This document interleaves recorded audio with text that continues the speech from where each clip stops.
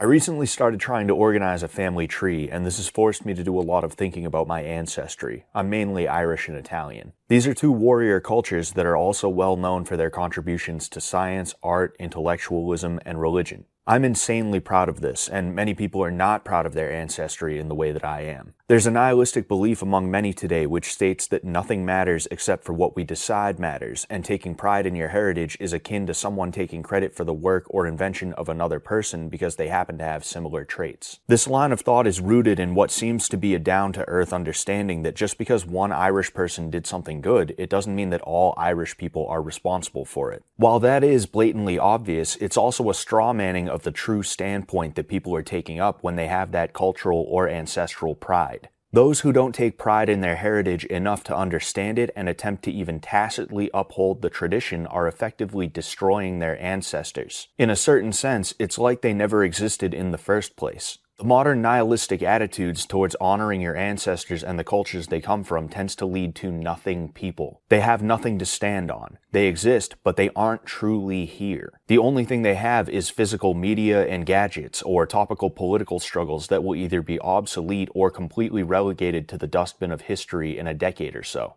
Not only do these things not matter, but they're also just for the benefit of corporations and grifters, none of which actually care for the individual. If you pay attention, you'll notice that, funny enough, this is actually many people's way of trying to create a legacy for themselves, which is why the phrase right side of history is so often shouted by many of these nothing people. They got rid of something that was necessary, it left a hole that needed to be filled, and they're trying to fill it with topical issues. They do all of this thinking that when their grandchildren go to do a family tree and it comes to them, the grandkids will go, wow, great-great-grandma stood up for this political cause, when the reality is they'll probably be disgusted to some degree with what that cause was. Topical glory is like topical humor. The second it gets old, it gets annoying and boring.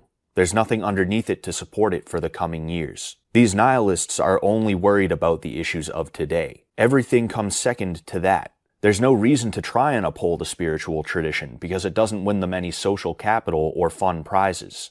My great-great-grandfather fought on the side of the Union in the Civil War, and I'm very proud of him. Not because he fought with the Union, but because he fought, as is the Celtic tradition. Worrying about right or wrong sides of history is a fruitless endeavor. Had the Union lost the war, we may be learning about how tyrannical Lincoln was during wartime, or how barbarous Sherman's rampage was, instead of what we're taught today in school.